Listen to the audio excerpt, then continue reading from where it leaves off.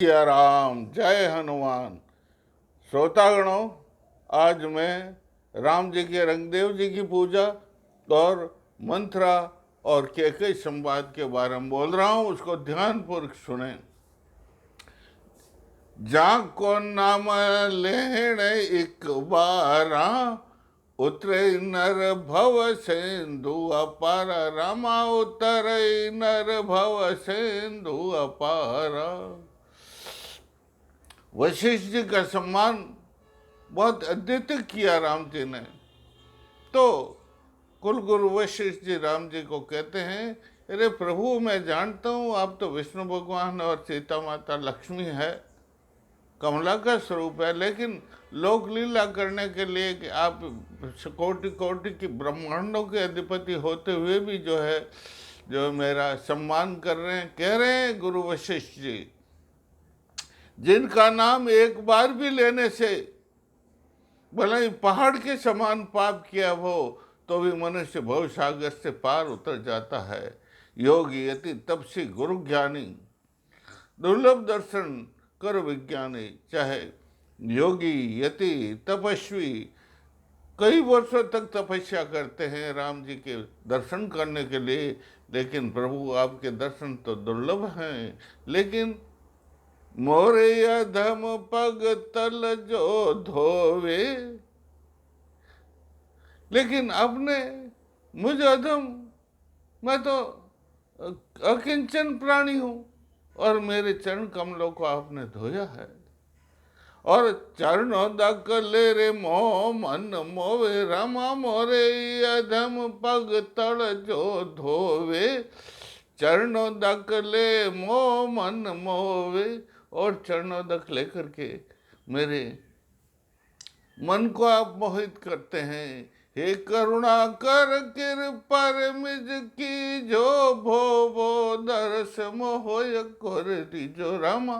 हे करुणा कर, करुणा के सागर, करुणा के आगार, मुझ पर कृपा करना और भव भव आप मुझे दर्शन देना, आपकी शरण में लेना। इस प्रकार कुलगुरु वशिष्ठ जी श्री राम जी को कहते हैं, और आगे कहते हैं कि हे प्रभु, आपने लीला लोक दिखावण ताही, राज तिलक काले रे रघुराई। राम राज तिलक काले रघुराई। आप तो कोटि कोटि ब्रह्मांडों के अधिपति, लेकिन लोक लीला करने के लिए कल जो है आपका राज तिलक है।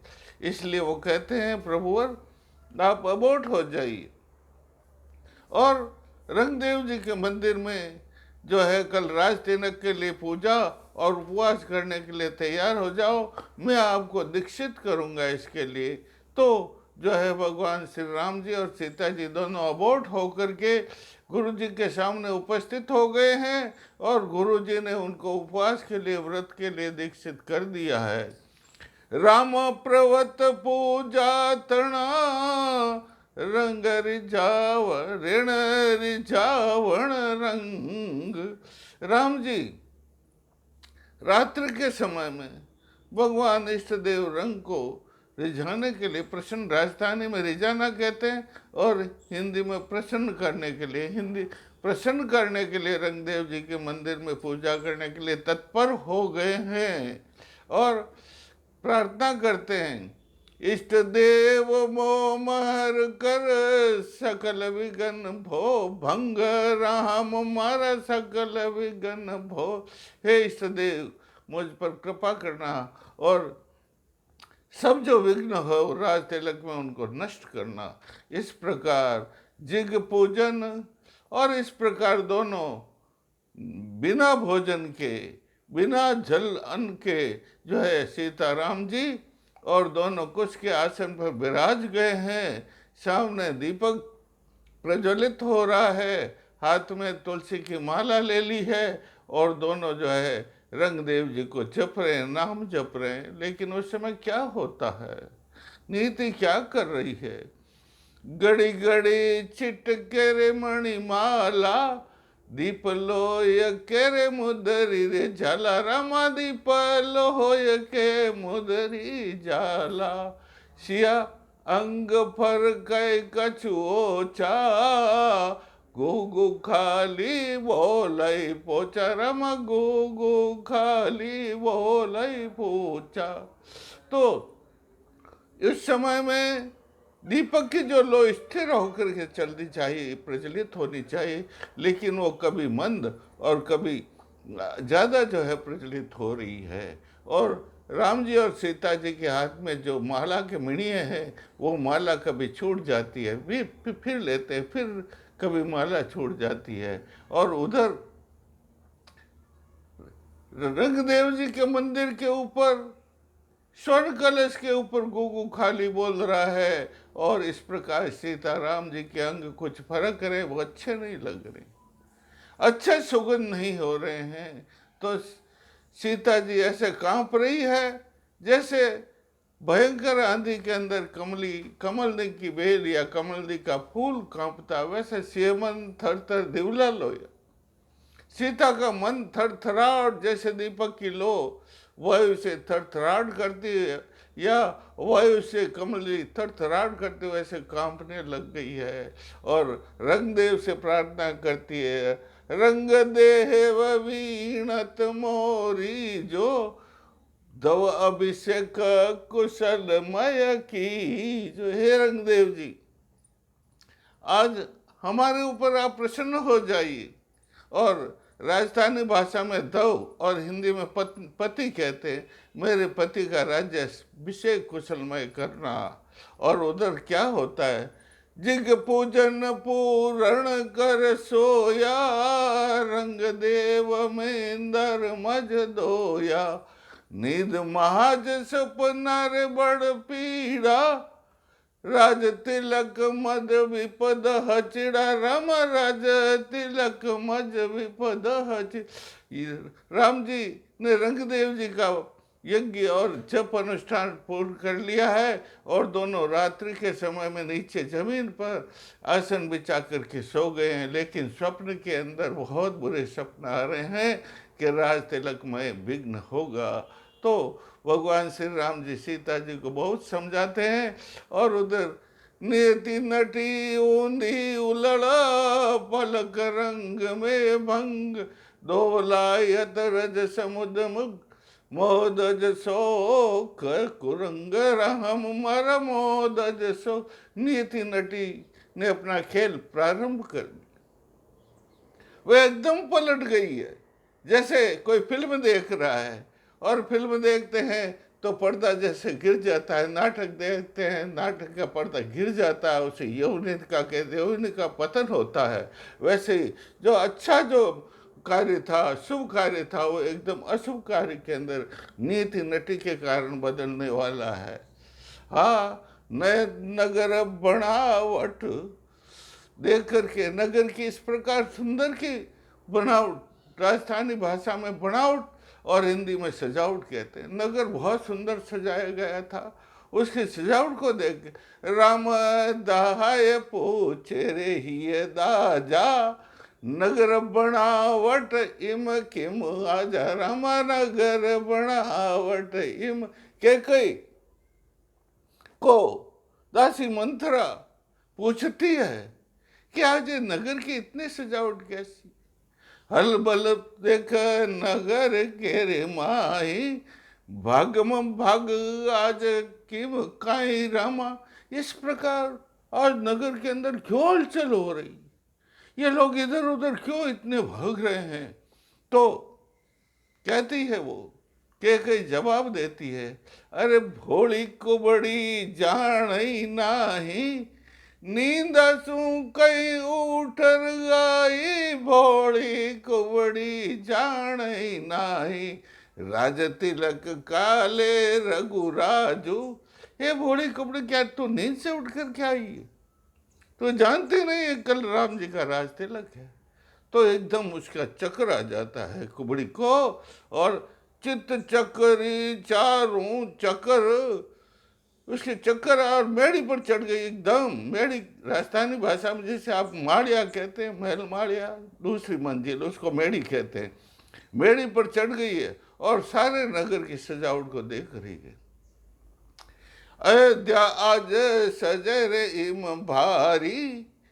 आज अयोध्या ऐसी सज गई है जैसे अमरावती हो, धनपुरी हो, ऐसी। और धवड़ो भवना इम धवड़ाई, चंद चांदनी रे जानग छाई, रामचंद इस प्रकार धवल स्फटिक के महल चमक रहे हैं, दीप मालिका प्रज्वलित हो रही है और सब महल ऐसे चमक रहे हैं मान लो पूर्णिमा के चंद्रमा के चांदनी रात से चमक रहे हूँ।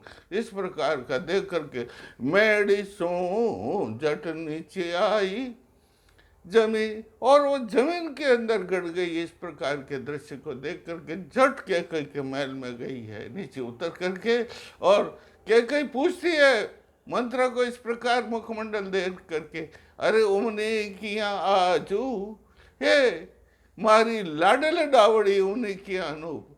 राजस्थानी भाषा में डावड़ी दासी हिंदी में कहते हैं दासी, तो आज उदास उमनी, राजस्थानी उमनी में कहते हैं, उमनी तो उमनी कहते हैं राजस्थानी भाषा में, तो हिंदी में क्या उदास, और आज तो उदास क्यों है। वो कहते देखो राजस्थानी भाषा का बहुत अच्छा शब्द है, मारे हृदय कोर रो, मारे हिवड़े कोर रो, मारे कालजिए री कोर रो, राज तिलक वे भूप राम, मारा राज तिलक वे भूप। अरे पगली, मेरे कालजे की कौर है राम जी, तो मेरे हृदय का टुकड़ा है, उसका कल राज तिलक है, तो क्यों इस प्रकार की उदास है। हवड़े बोले कुबड़ी दासी, रात तेरी जीभ को काट करके मैं तुझे फांसी दे दूंगी। कमीज थारी कहीं, तेरे को अगर कमी है तो मुझे कह, मैं 9 लाख हार में तेरे को दे देती हूँ और राज प्रसाद तुझे बख्शिश कर देता हूँ। तो वो कहती है कैकई को समझाती, मत भ्रष्ट हो गई थी उसकी। तो सब देवता मिलकर के सरस्वती के पास गए थे और जाकर के सरस्वती से प्रार्थना की थी देवताओं ने, सुरनर के यक्षों ने और जो है धेनुधरा ने, कि प्रभु मनुष्य तो मानवता रसतल में धरा, धाम में दशरथी और दानव का अत्याचार हो रहा, किसी प्रकार बचाओ बचाओ, राम जी के राज तिलक मत होने दो। तो मति जो सरस्वती सर्ज सुनी सबला नर देवा, सरस्वत साज अयोध्या सबली देवताओं की प्रार्थना को सुन करके सरस्वती जो है अयोध्या में प्रकट हो गई। और मति मंत्रा मलमय वाणी, मति जो बुद्धि थी मंत्रा की, कैकई की सबसे अच्छी दासी मंत्रा थी, और कैकई और राजा दशरथ का विवाह हुआ था तब इसको दहेज में इसको दिया गया था। बहुत अच्छी सबसे बड़ी दासी पर जो कहते हैं मुख्य मंत्रा थी। तो वो सरस्वती ने इसकी मति को भ्रष्ट कर दिया देवताओं के कारण, कहने के कारण। तो अब वो मति भ्रष्ट और कर रही है कैकई का। वो कहती है, हाँ वो कहती है, अरे तू मेरा तो राम तो लाडला है, पुत्र है, और सीता तो मेरी बहुत सेवा कर, तू ऐसा क्या कह रही। तो वो कहती, हाँ बल घाणी में पेल, हे रानी तू भले मेरे को पहले कोई सजा दी जाती थी तो दुष्ट लोगों को घाणी होती है ना तेल पीलने की, उसमें पील दिया जाता था। वो कहती है कि दासी के मंत्रा कैकई को, बल घाणी में पेल रानी रचना राजरी आठावड़ी बेल। अरे जैसे बेल होती है कई बल खाई हुई है, वैसे राज के रहस्य होते, राज के षड्यंत्र होते हैं। हे कैकई तू तो बहुत भोली है, इस रहस्य को तो नहीं जानती। बार बार उसको समझाती है तो कैकई के मन में ये बात घर कर जाती। फिर कहती है, अरे हे दासी तू तो बहुत अच्छी है, बहुत अच्छी बातें कह रही है, अब क्या करूं मैं। मंत्रा कहती है, अरे तेरे को राजा दशरथ ने फंसा दिया है, तू भोली है इसलिए, और इसलिए अब क्या तो कई हण आप रे कोणे। कैकई मंत्रा को कहती रे मंत्रा, राजारोहण राघव होणे, काई हाणे आपने रे कोणे, रामा काई हाणे आपने, राम जी का राज्याभिषेक होगा तो हे मंत्रा अपने को क्या नुकसान है। तो वो दुष्ट मंत्रा कैकेयी को कहती है, राज महत कौशल्या रे होसी, कैकेयी बण सिरे उणरी रे दासी, रामा कैकेयी बण सिरे उणरी रे दासी। हे कैकेयी मेरी अधेश्वरी रानी, राजा माता राम जी का राज्याभिषेक हो गया तो राजमाता कौशल्या बनेगी और उसे उसकी पदचंपी तुझे करने के लिए उसकी दासी बनने, इतना बड़ा नुकसान होगा। और भरत को तो नंदसाल भेज दिया गया, भरत अब यहाँ नहीं आएगा। तो ये बात उसके हृदय में पूरी जच गई है और अब कहती मुझे क्या करना चाहिए, तू तो बड़ी अच्छी है मेरी, मुझे अच्छी सलाह देने वाली है, मेरा भला सोचने वाली है, अब मुझे क्या, मैं क्या करूं रे। तब उसने कहा, काला वस्त्र धारो रे रानी, जाणया मनी शाणी रे धाणी रामा। हे रानी कैकेयी, तो अब काले वस्त्र धारण, जैसे काल रात्रि होती है, अंधेरा चारों ओर घोर अंधेरा छा जाता है और कालिमा छा जाती है, वैसे तू काले वस्त्र धार। कोप भवन मेरे जाओ रे रानी, दशरथ गण नहीं बतलाओ रामा। है रानी, तुम अब कोप भवन में जाओ और दशरथ राजा आए तुम्हारे पास तो उससे बात मत करना, रूठ जाओ, पूरी तरह से राजा दशरथ से रूठ जाओ। उसको बात जच गई, उसने कहा शीघ्र ही तुम काले वस्त्र लेके आ जा। तो दौड़ी दौड़ी गई है, मंत्रा काले वस्त्र लेकर के आ गए हैं। और मंत्रा को अब कैकेयी कहती है, ये सोने की झालरें, ये दीपधार के अंदर दीपक की लाइन ऐसे बुझा दे, मुझे कुछ नहीं चाहिए। और मेरे को ओरडी के अंदर, ओरडी कहते हैं सबसे पीछे का भाग, राजस्थानी भाषा में ओरडी का मतलब मकान के सबसे पीछे का अंधेरा भाग होता है जिसमें ओरडी कहते हैं। मुझे काल कोठरी ओरडी में जाने दे। तो कैकेयी जो है काल कोठरी के अंदर चली जाती है और मंत्रा उसके बाद में राजमहलों के महलों के सीढ़ियों के ऊपर जाकर के बैठ जाती है, जिस तरफ से राजा हमेशा कैकेयी के महल में आता है। बोले श्यावर रामचंद्र की जय हो, आज के आनंद की जय हो।